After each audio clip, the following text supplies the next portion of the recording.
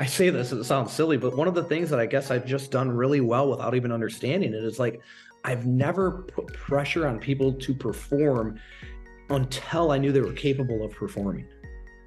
You know what I mean? And I guess I probably got that from coaching sports, right? Like I can't expect a kid to score 5 goals when he doesn't even know how to skate yet.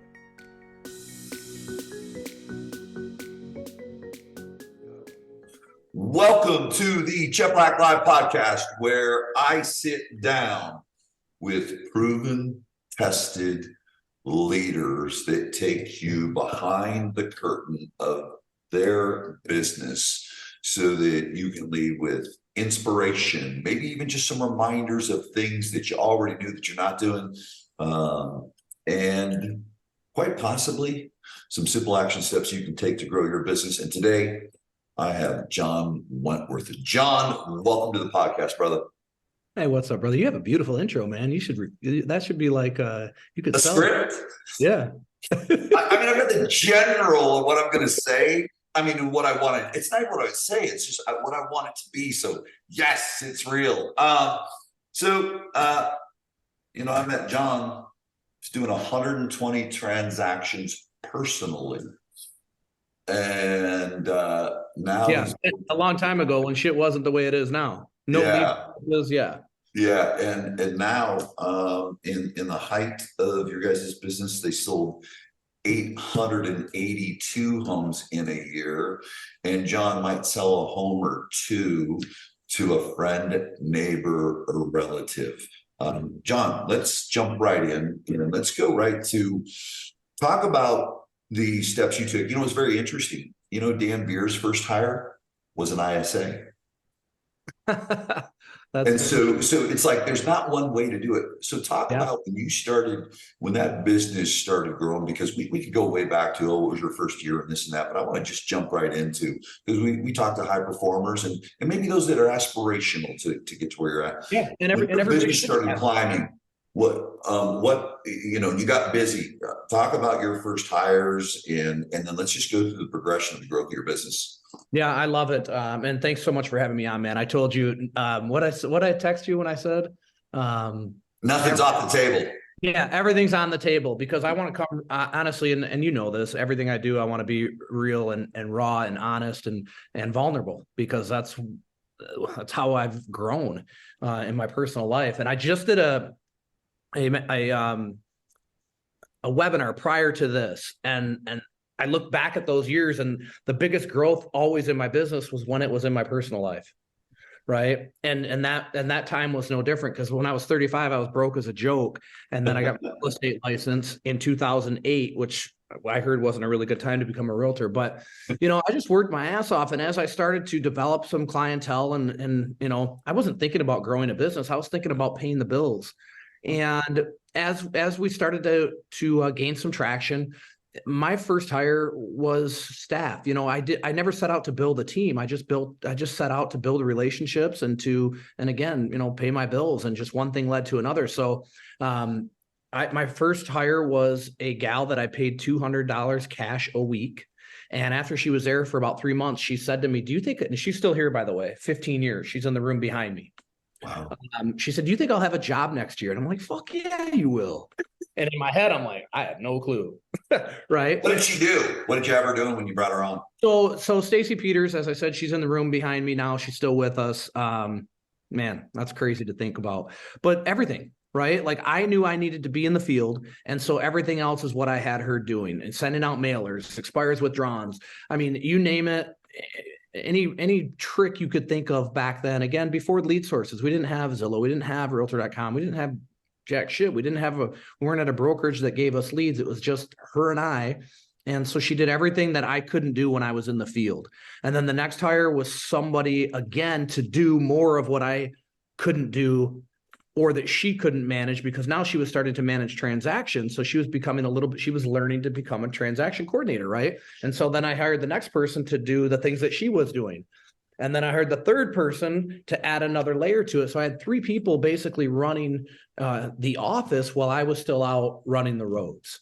And you were, let's just go back. I want people to hear this. You were generating this business before the big lead portal. I mean, maybe the lead portals were there, but you were just out there doing good old fashioned hard work. Sphere of influence, prospecting. I didn't have a sphere of influence, man. I trained fucking racehorses, and that's it. That's what none of those people were buying a house, especially not for me. So even like that sphere of influence didn't exist from my past, and it sure as hell didn't exist from the people that I knew, because they knew me as a horse trainer. They knew me as at that time, I was, like I said, I was all fucked up, man. I was 35 years old, living in a home, paying $700 a month for rent. So how did you generate that? How did you generate your business? What were you doing? I mean, my first listing, I'll never forget it. It was on Ralston Road, a little green ranch. The guy's name was Ray Sink, Sinke, and he was mowing his lawn, bro. He had a for sale by owner in the yard, and he was mowing his lawn. And I went up, fucking grass blowing everywhere, and I'm trying to talk to this dude, and I mean, by the grace of God, he was a very nice guy.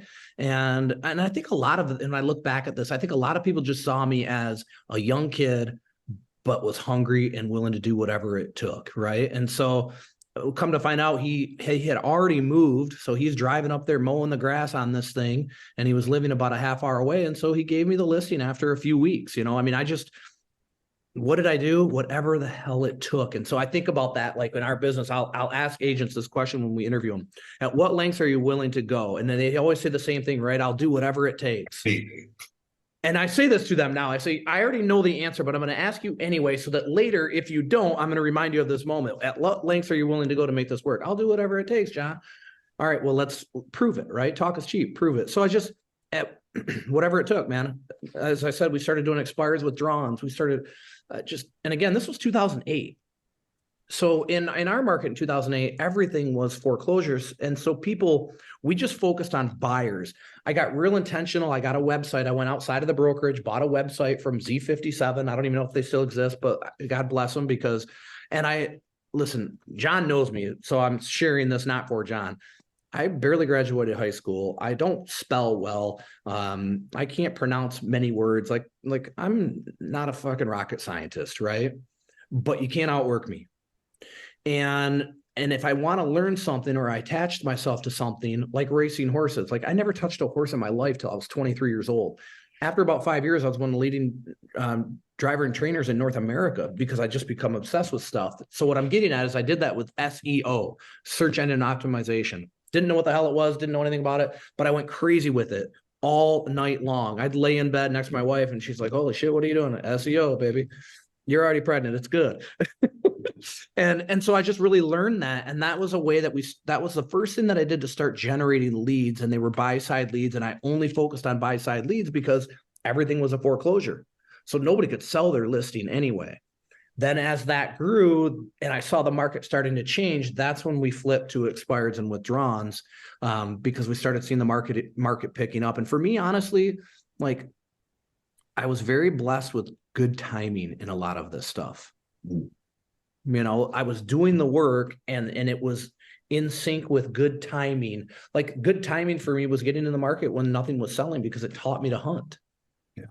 I'm seeing people sitting at the office that have been in real estate for years, and their desk is beautiful and it's cleanly, and they're waiting for the phone to ring. And I'm like, I can't sit here all day. I'll be fucking broke in 2 months. And I was broke already, by the way. And so, you learn that, and this is with anything in life, man. If you want something bad enough, nothing's going to stop you from making it happen. Plain and simple.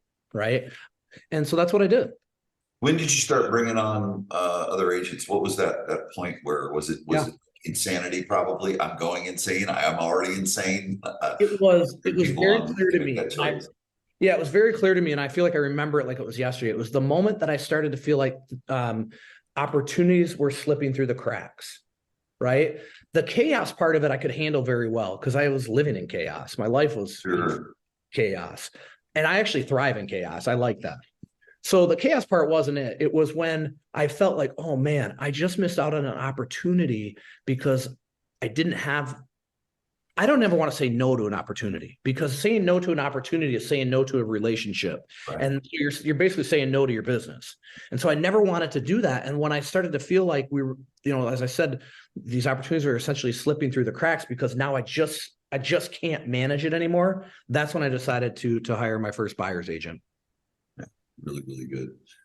And how did that go in the first 12 months of, okay, I just hired a buyer's agent. Did you hire a whole bunch, just a few? Talk about the first 12 months of that experience, because you're going now, you know, you get, I don't know, people like to label it the messy middle. You know, you're selling, but now you've got to onboard, you've got to train, and then you're thinking, oh, I've got to recruit. Talk about that first year. Was it just one, or did you make that decision to bring people on? How did you? Because I think most of the listeners are going to go, how do I move from, you know, maybe it's 50 homes a year you're selling, or 30, and you decide to jump in and building a team early. I mean, we see it all the time, anyways. But talk about that transition, because ultimately the long play was from 120 homes a year to 800 with your agents. Talk about that first year. Yeah. So I think, you know, you make a good point is people try to build a team too quick. And I think that I didn't have, you know, we kind of talked about this before we started. I didn't have this mindset of, oh, I want to build a team because teams make all kinds of money and then I don't have to do as much. And I think, and that's in business in general. I think a lot of people do that, right? Like too often they want to build this huge business so they don't have to do shit. Well, PS, the bigger you build it, the more you got to do. You're just doing different stuff. And so I hired one.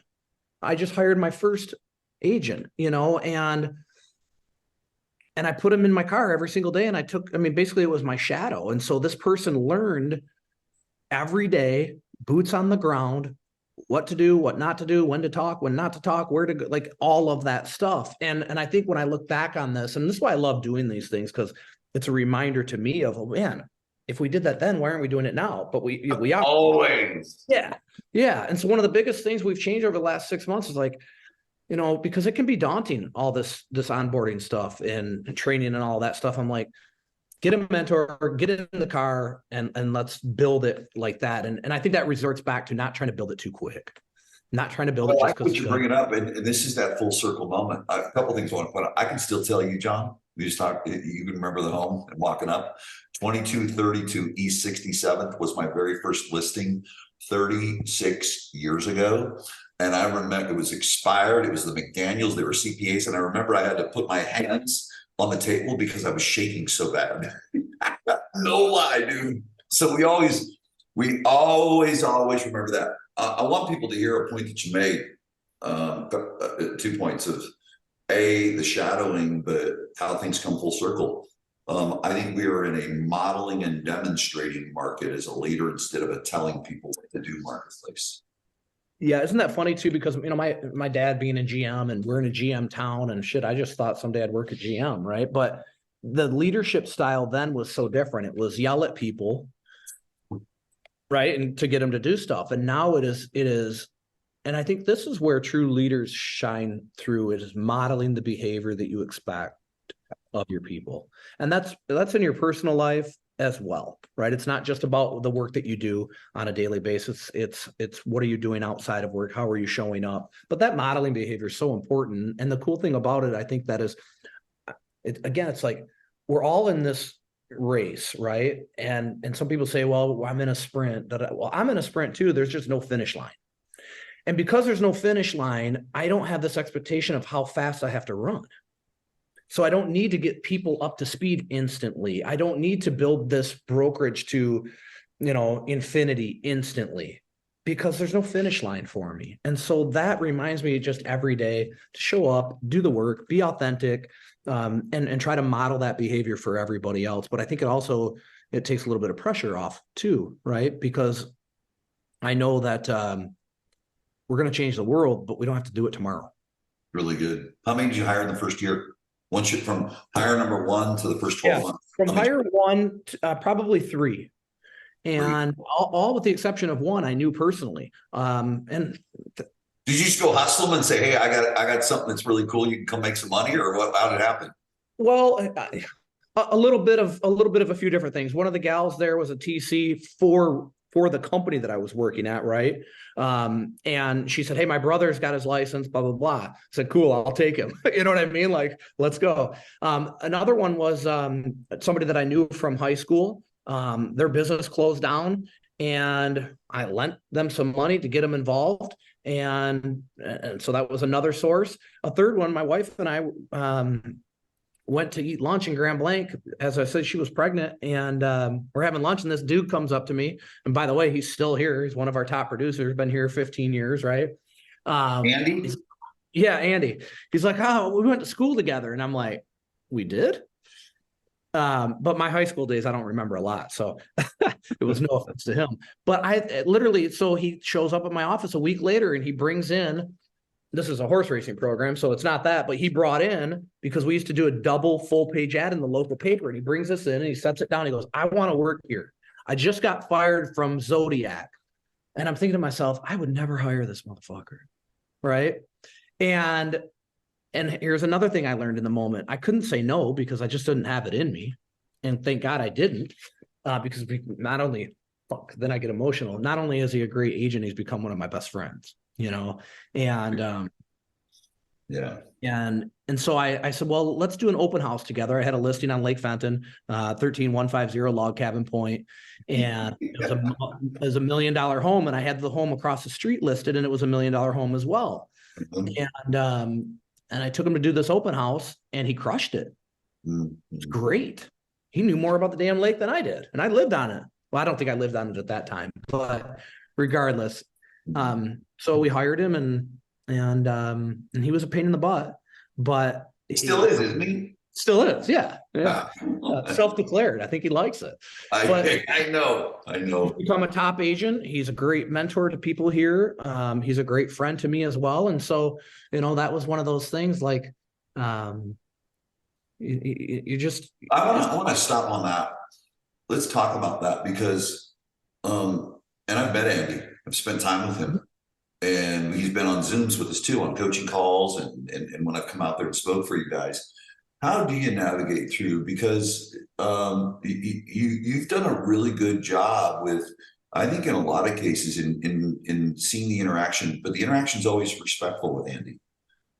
And he's going to question you not from a trust, but from an understanding. And I think as I look at what have we 7 years, 7 years, 9? I would say we're going on 7. 7 years. Okay. I don't know how many leaders could stay in a relationship like that because their ego can get in the way. How have you held the standard? Because he's a high performer. He is very respectful. He's a good man. He cares about the organization, but he's going to challenge the daylights out of you. You've got a couple of that have. How have you kept your ego out of the way while keeping a relationship that's not where an agent is motorboating you and just, it's all about them and you just, okay, whatever, what do you want next? How do you do that, John? Because I think that's really, there's a science and an art to that piece.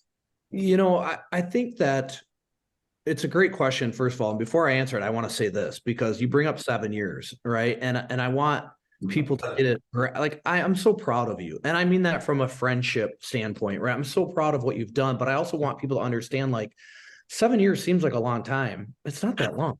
It goes like that. But what you can do in 7 years is amazing, right? If you're dialed in, focused. But I love you. I'm proud of you. To answer your question, I remember, man, you were hustling around, Coach Felton, and yes, Escalade. And not to identify this car, that car, whatever, but I remember just killing yourself, man, selling 100 homes, and I've got to stop this. What can happen though, watching this progression, man. Yeah, well, and it's, I'm, fuck, I don't know. Anyways, how have you though? Because we've all got, listen, you got to have an ego to run an organization like you run, a healthy one. And you've got to have people with egos as salespeople for it to grow. How have you moved through that relationship, those types? Because there's, you've got a few that'll be very, very open. Some stay forever, some don't. Yeah, I think you have to accept, and again, it's any business, any leadership role, you have to accept and embrace their feedback, whether you like it or not. And I think when you give people I have an open door, right? So people can come, and Andy does it a lot. And you obviously hit on a good point. He's vocal with it. He will challenge things, but he doesn't do it from a lack of trust. He does it from an understanding. He's trying to understand it because this is what I think is important too, is like his brain and mine are polar opposites. Yeah. Polar opposites, which goes back he's like a COO and you're a CEO. Like he's checklist. Yeah, exactly. Polar opposite, but he's chaos in his shit too, right? But it's just I'm never gonna let my ego get in the way of growth. I'm never gonna get my idea isn't always right. So tell me yours. And I think here's something I've always been really good at. It's just a gift from God, right? Is seeing through people. It's like the day I saw you in Vegas, no one really knew, okay, who's John Cheplak? He's talking at this thing. I'm sitting there and I said to myself, and by the way, right, I mean, struggling with my drinking at that time, at that fucking moment. Yeah. And I see John Cheplak speaking. I go in this room and I said to myself, there's no way this dude can be this laser focused. I guarantee he doesn't drink. Now, I didn't know John at the time. I didn't know his story at the time. But so I've always had this good premonition about people. And probably that came from the bad things in my childhood. I had to learn how to read people to survive, right? But I think that it kind of goes the same thing with taking advice, ideas, concepts from other people. I'm really good at, let me hear what everybody says. I'm probably not going to pick any of it, but I'm going to take little pieces of it all, tie it together with what I already thought, and then that's going to be the great thing. It's going to be you. So Andy helps me. Yeah. So Andy helps me do that, right? People help. Hey, what do you think about this? And it's not about, I'm not going to ever do what they say. I'm just going to take pieces of it, form it with what I believe to try to get what I think is the best outcome. Yeah, really, really good. How many agents do you guys have now? Well, between all three offices, because we have an office 30 minutes. I mean, you know this shit, right? But I'm telling the people. So I'm in Fenton, Michigan. We have an office in Brighton, which is a half hour away. And then we have another office in Traverse City, which is up north, and that's about 4.5 hours away. Total, we've got about 65 agents. Okay, good. And when did you jump into the lead portals with Zillow, Realtor.com, et cetera? Yeah, I mean, as we grew the team, then I identified, okay, I need to feed these people, right? What I thought was a lot of opportunities when it was just me wasn't so much anymore. And I think here's another place where people get in trouble, right? They're like, oh yeah, I'm going to build this team. Well, you also have to feed that team, right? And if you don't have enough business for yourself, how the hell are you going to feed them? And that's where they get themselves in trouble. But so it was just always, I had to provide opportunities for people. So, I was buying on realtor.com. I started doing that a little bit. Then I started buying on Zillow. And ironically enough, through these growth times, we reached a point where one of our managers said, hey, I was looking at the numbers and we should drop Zillow. And this is a great lesson for people, especially right now. You talk about this a lot, right? You don't have a lead problem, you have an activity problem, right? But we still need somebody to call, right? Like back in my horse racing days, I wasn't going to call those people.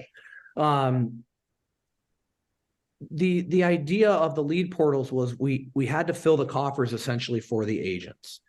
And our manager came one day and he said, this Zillow is not working. I just ran the numbers and we're losing our ass. And I'm like, all right, well, what do you want to do? Right? Because this is that thing where like, you know what to do, but you want to give people leeway. And there's good and bad to that as well. But he's like, well, I think we should drop Zillow. We're spending whatever. I think at the time it was like $3,500 a month. It seemed like a lot of money, right? We're spending $3,500 a month and there's no ROI. I said, all right, drop it. And I'll never forget this. I went back in my room and I sat down and I said to myself, are we fucking idiots? They're on the New York Stock Exchange and I'm sitting in this little ass office in Fenton, Michigan, and we're going to say that they're no good. So I went back out there. I go, no, we're not dropping them. Mm-hmm. And Don Pack, who ironically enough, after all this time and now Zillow Flex and all this stuff, is now our growth advisor again. And he was our original contact at Zillow. And I called him. I said, don't drop it. And then I took it over and I answered every freaking call. And then I would dull out the leads. And we went from it wasn't working to spending $35,000 a month, not overnight. That took time. But that became a big lead portal for us. And even as big as Zillow is now, it's 25-30% of our business, and I think that's the other piece. And I want people to hear that though too, because it's very, very rare for everyone listening. And John, we talk about this too. What he said is Zillow's 25 to 30% ish of his business. Typically, it's flipped. So what you've done is you've insulated your business. Most people are sitting in Zillow is 80% of their business. How have you done that? Well, specifically, we've done it we didn't start with it.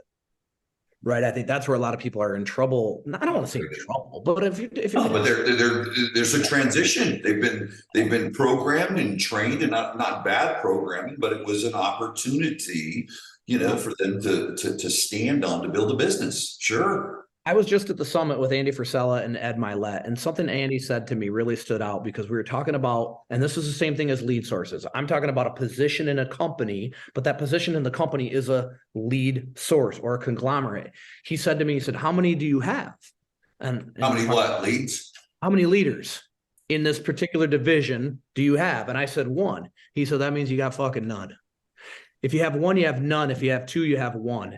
Meaning at any time, if that one lead source goes away, you're screwed. So if you have 1, you got 0. If you have 2, you have 1. So because we didn't build it based, on the back of any one lead source, we built a very organic brand that's very well known. And again, this takes time. This isn't an overnighter, right? We're talking, I started in 2008, so do the math. I can't, so you can. But now Zillow complements our business. And that's the difference. Now watch this though. It is, what month are we in? November, right? Yeah. Where are we? Yeah, no shit, right? Well, tomorrow's December, I think. Yeah. Unbelievable. I could walk you over and show you the board right now, but we're in Michigan. I know people like to say, well, it's not seasonal. It is. When it's 20 below 0 and blowing like a mother scratcher, people aren't going out as much. I've been there.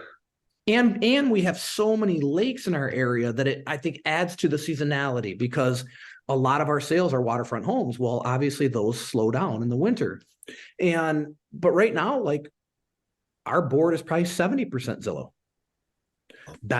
So that's part of the complement. Right now in July, it's probably 15%. Interesting. Really neat. Yeah. So it's a great compliment for our agents going through the winter. I think we've got 50 pending right now this month, which is a great month considering everything. Wow. Talk about staff. And I think there's always, when I look at most teams, and I'm not minimizing a number 3, a number 4, a number 5, or a position or anything like that, but really you've got each leader has a number 1. And Adam's been with you now, is it 3 years or 2? Yeah, going on 3 years. 3 years. Chief Operating Officer. I call him my everything chef. Yeah, he is. He can be in the restaurants. Yeah. Sales manager, freaking COO, but not on pen cap here. We like to keep it authentic, folks. You grab the guy. I think I want people to grab this too, because where do I get my next hire? You grab the guy from the restaurant industry. And listen, John and I can talk for hours and hours, and you could with any business leader. And I just want you to capture in this time that we're together, and I'm sure John and I will do it again, but just some different elements as we bounce around here. Where do I find a sales manager? Where do I find a COO? Where do they need to be inside the industry, outside the industry? Talk to us about, first of all, we don't need to go into it, but have you failed in hires in the past? 100%. Absolutely. 100%. In fact, fuck, I'll never forget this one. I'm on the phone with Cheplak. It's December, I'm going to guess 12th, right? It's the night of the company Christmas party. The night of our company Christmas party. And I called John. I'm like, bro, I just found these canceled, well, they weren't even canceled checks. They were the carbons of checks written to the IRS with, are you giving me that face because I shouldn't share this in case we have? No, you should. Yeah. With the last 4 of my social security and my wife's social security changed. And these are fucking $120,000 checks. Well, one was 120, one was 46, whatever. And I'm calling John and I'm like, bro, you're not gonna believe this shit. What do I do, man? And this is why people need a coach. This is why people need mentor. This is why people need, I think a lot of people would have ego, right? We talked about ego earlier. I think a lot of people would have sat on that because they wouldn't even want anyone knowing they got cheated like that. And John's like, well, you fire her. I'm like, all right, but how? Like, what do I call the police? You know what I mean? Like, and again, in that moment, that was so important to have you involved in that.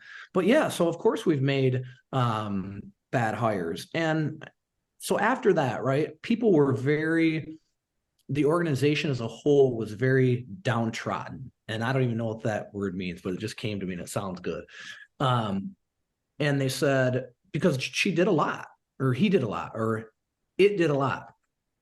How are you going to trust the next person?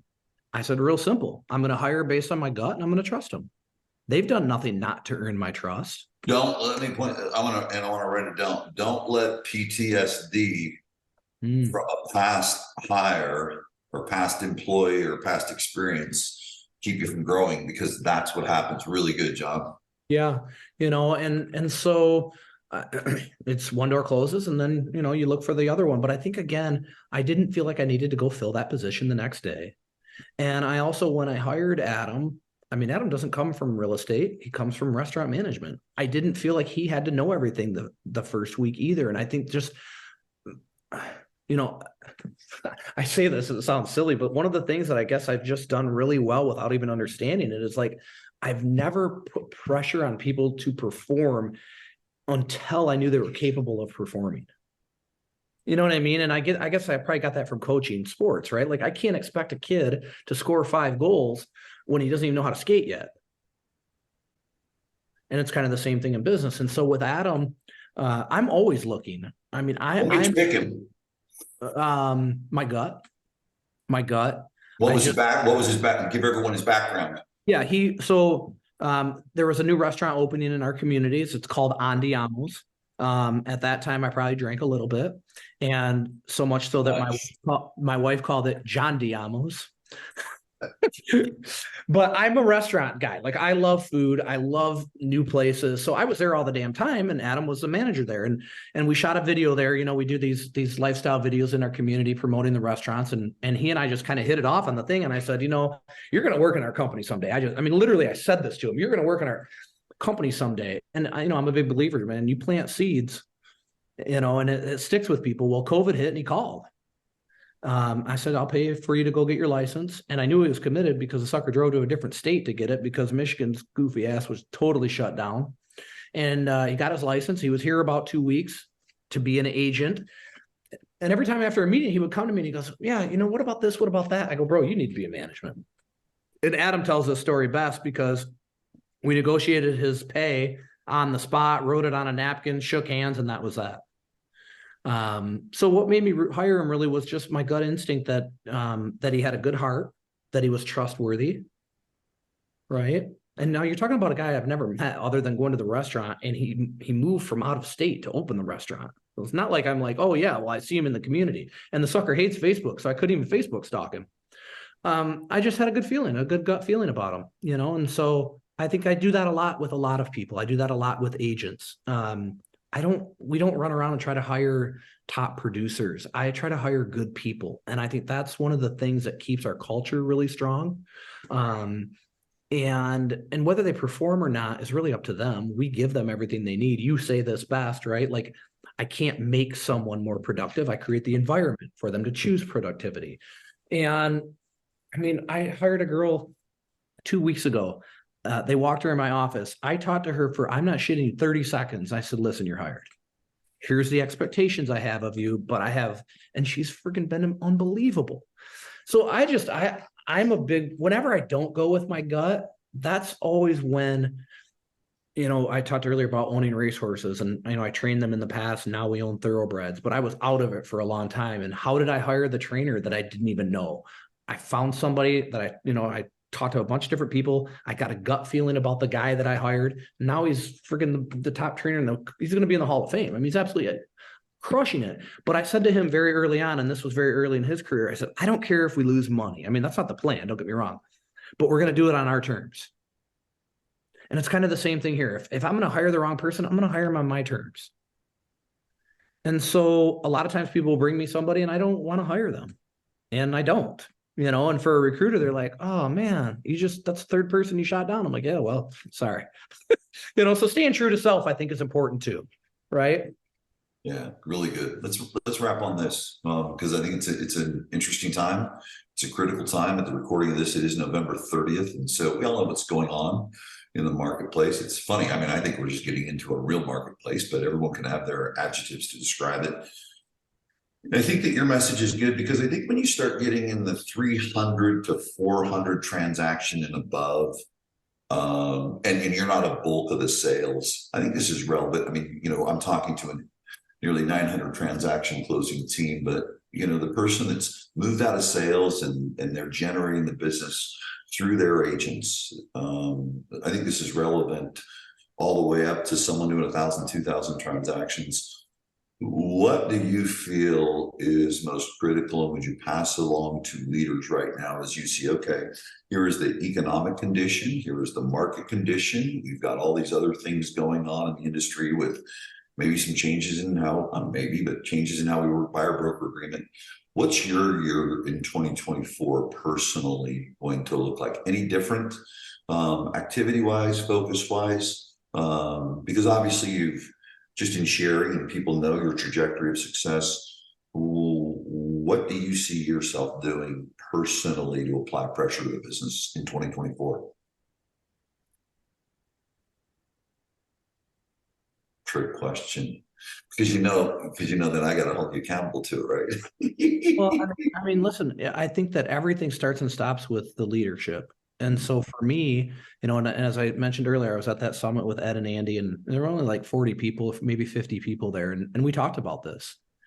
And it was, what is my, the whole exercise, right? But what's that word? Because you're kind of asking, what's the word almost? Like, what's the thing that you've got to focus on? And for me, it's self.